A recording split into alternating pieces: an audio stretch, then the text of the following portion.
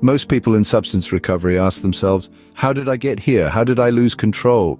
Picture this. You start using a substance because it brings you pleasure, relief, or even motivation. It feels like a reward, and you believe you've earned it, savored it, but as the hands of time keep turning, your body builds a tolerance. What was once a source of joy and relaxation now brings a heavy cloak of guilt and shame.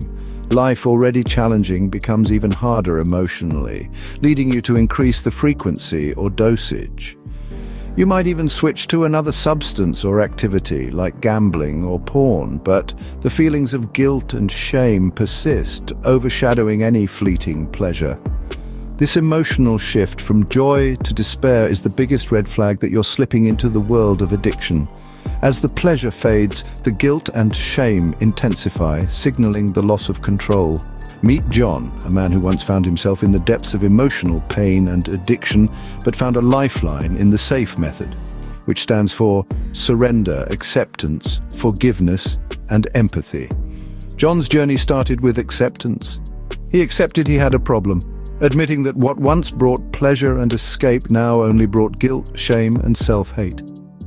He recognized that he was slipping into a dangerous cycle, losing control, and he needed help. Then came surrender. John stopped escaping his emotional pain and started surrendering to it. He stopped suppressing his emotions and started allowing them come to the surface and just feeling them. It was a difficult step, but a necessary one for healing. An important next step was forgiveness.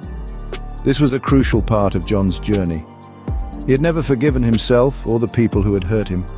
He started to forgive himself for the choices and actions he had made and for the hurt he had caused people he loved. He realized that holding on to anger, rage, and despair was not helping him heal, but was only pushing him deeper into addiction. Because he didn't know how to forgive, John had to learn empathy.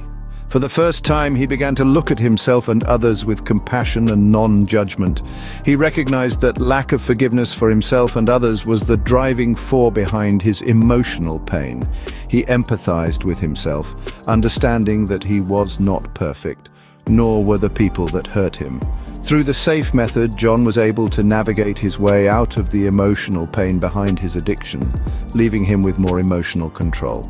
John's story is a beacon of hope for those who are self-medicating their emotional pain and trauma.